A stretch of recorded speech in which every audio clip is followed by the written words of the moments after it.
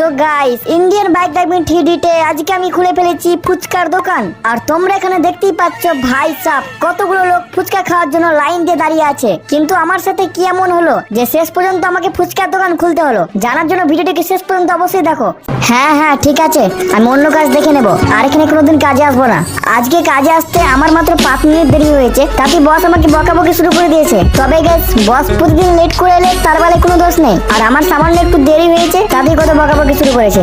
এক তো প্রতিদিন ঠান্ডায় কাজে আসতে অবস্থা খারাপ হয়ে যাচ্ছে, তার উপরে ভাই বস আবার মাথা খারাপ করছে। কোনো ব্যাপার না, আমি তো বসকে বলে দিয়েছি আমি আর কাজে আসবো না, এবার থেকে আমি অন্য কাজ করব। তবে ইয়ার, এখানে এত জ্যাম কিসের? এতগুলো গাড়ি রাস্তায় দাঁড়িয়ে রয়েছে। গাইস, আমার তো মনে হচ্ছে সামনে কোথাও অ্যাক্সিডেন্ট হয়েছে। আমাকে আগে যে ব্যাপারটা দেখতে হবে। এখানে এতগুলো লোক লাইন দিয়ে কি করছে? ও ভাই সাব, এখানে তো দেখছি চায়ের দোকান খুলেছে। আর গাইস, চায়ের দোকান, তাও আবার আমাদের ইন্ডিয়ান বাইক ড্রাইভিং 3D-তে।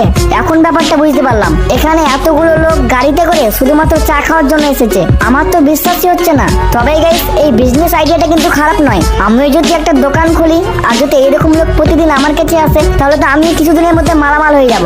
না গাইস, আর দেরি করা যাবে না, আমাকে যত তাড়াতাড়ি সম্ভব একটা দোকান খুলতে হবে।